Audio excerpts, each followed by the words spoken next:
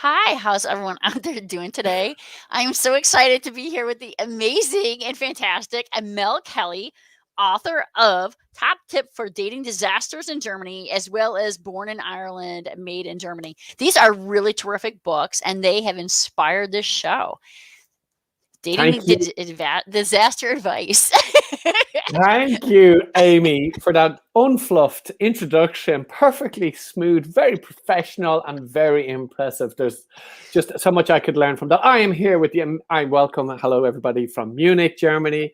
I'm very honored to be here with the amazing author, Amy Hamilton, of these two amazing books, The Consummate Communicator and The Project Manager, a multiple author, award-winning author. It's just an honor to be here today with you, Amy. So, what I did want to mention is the project manager has been translated into Persian. So there is now a Persian edition. So now the Iranians are going to be taken over. Well, they'll be more informed on project management and how to achieve their goals. Well, what if their goals are, less noble than maybe you might want them to be? They'll be well organized doing it.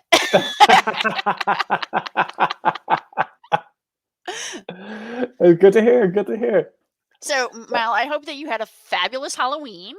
Absolutely. It was fantastic. Considering Halloween came from Ireland, I'm from Ireland, of course. Halloween was a tradition that started in Ireland and every other country in the world. Well, America took it. And then they made it their own. And then every other country starting to do Halloween. And now they all think Halloween came from America. And that just hurts, because it actually came from Ireland. But, Well, it's like St. Patrick's Day.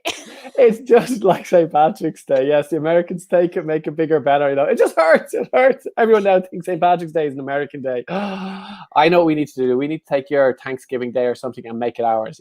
Then Speaking of which, this is I still got my autumn decorations up for Thanksgiving. So coming up soon. Really excited. A couple weeks from now. Yes.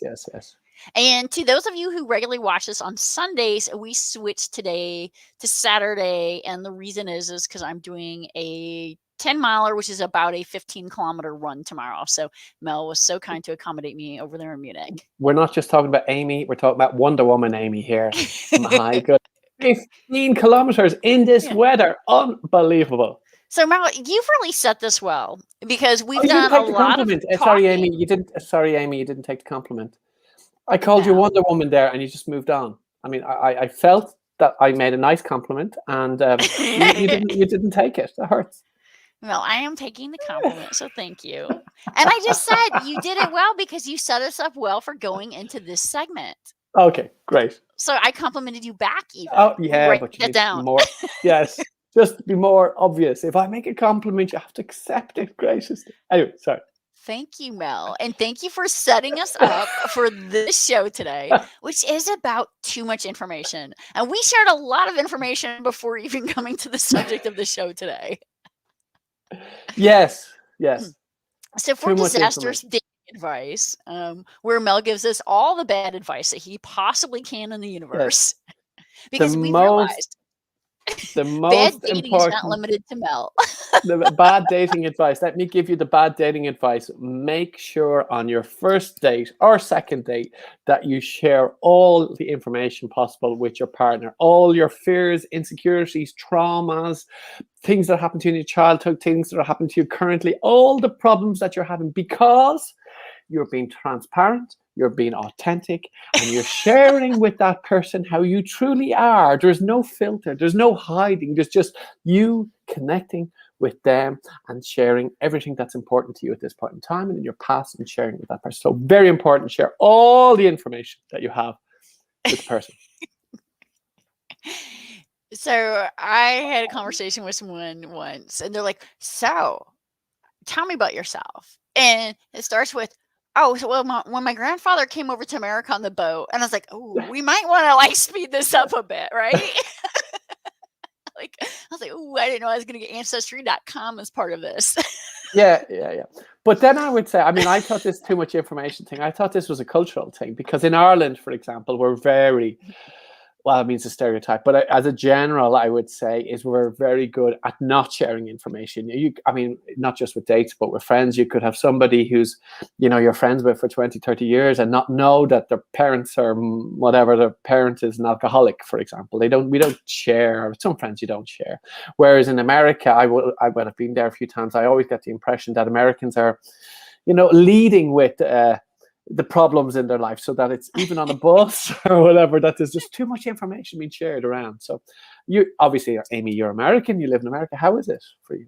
I think it's very nuanced. Some people are oversharers.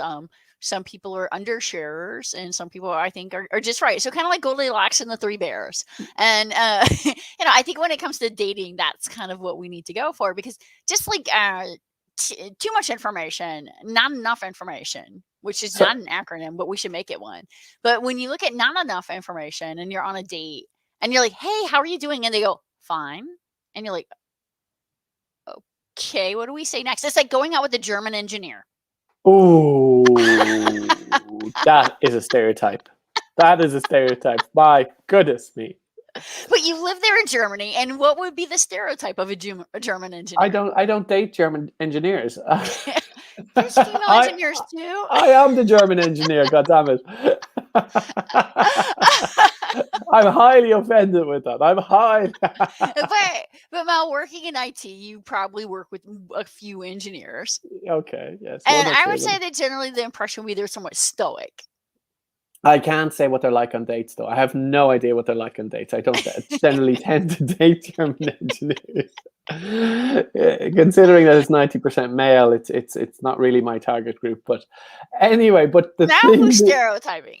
I'm just the stats.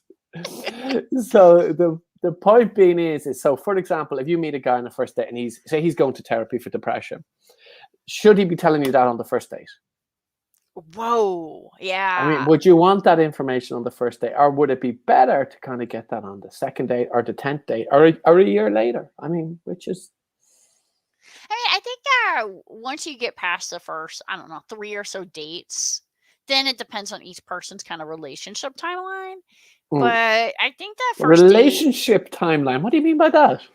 well, some people have very quick relationships, but they have relationships like where they're on the phone for like hours and hours. And like once they get past the first few dates, they're like practically living together and inseparable. And then you have Okay. people who are much more slow and steady. Okay. So it just kind of depends, on how does those people mesh together, and, what kind of path are they going down, right? Mm-hmm. Well, yeah, fair enough. I have a friend of mine actually from Ireland, so the land of not too much information. And I remember a story from him from a few years ago when he was dating a girl, and we used to talk about this. I mean, how much do you share, how much do you not share? And he's a big believer in the sharing because you get to know people. And it was very interesting. And he was telling her about, he was doing therapy, and she was telling him about that she was doing therapy and this problem and that problem and all the childhood stuff. And he was saying like, and he met her then for the first time on a Saturday. And then I was talking to him on the side. He said, it's going amazing. It's amazing, just the amount of sharing or whatever, And then I said, so when are you meeting her again? And so he met her again on the Monday night, and he was going, it's going to be amazing. I think she's the one. I think she's the one, because we're able to connect. I spoke to him again a few days after the second date, and he said, so how did the second date go? And he goes, yeah, that was it. Aww. Yeah, exactly. Because you see this thing of oversharing, I mean, there's a time and a place for sharing, all the scars and wounds that you might have. And if you share them all up front, where's the mystery? Where's the thing? You realize that person is as messed up as you are. You need to have them on a pedestal, at least for a few moments, So Mal, I have a very serious question to ask you now. What's that? Okay. So as you're aware, I'm out there, I'm dating, dating in this crazy, COVID world, right? And at COVID, what point you believe in it? Oh my goodness. Mel, I'm being serious. Put your serious face on. Serious. Okay. At what point do I tell someone I do this show? At what point is that like, oh, and by the way, if you want to watch Disastrous Dating Advice with Mel Kelly and Amy Hamilton, you should check it out because you too could go on a date with me and end up on this show. Like, is this a first date thing, second date thing? At what point do you bring this up? Well, I think that's a very valid point. You're up there doing podcasts about what you're doing in your private life, and when do you share that?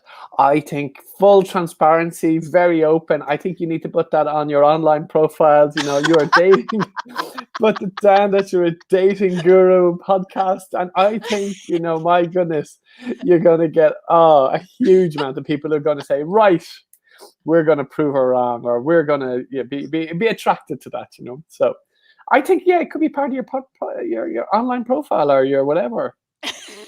That could be your business card. If you're meeting people, on I your just put the business QR card. code on it. You put a QR code, the business card. You could do it. If you have an online profile, put it there on the online dating coach, disaster coach. I mean, absolutely fantastic. Have you told your family?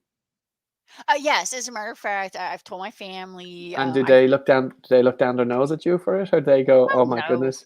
They are, as a matter of fact, most of the time, my family's, first of all, they're super encouraging. My mom, too bad you can't put a video on the fridge because, I'd be up there in the little magnet, right?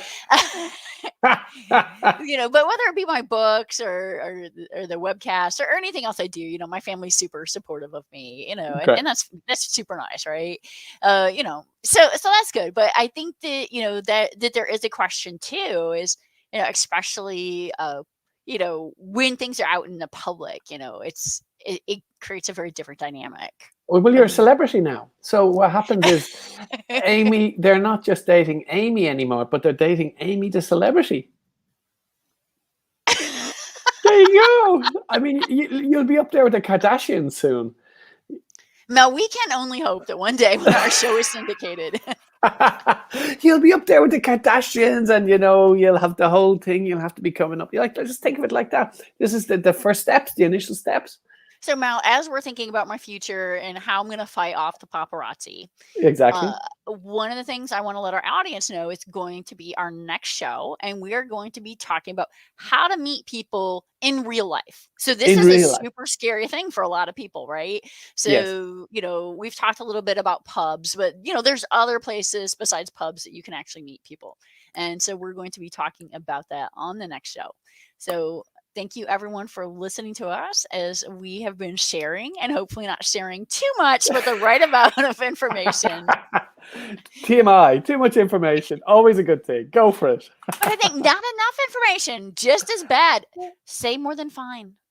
Say more than fine. Say fantastic. More than fine. How's your day? Fantastic.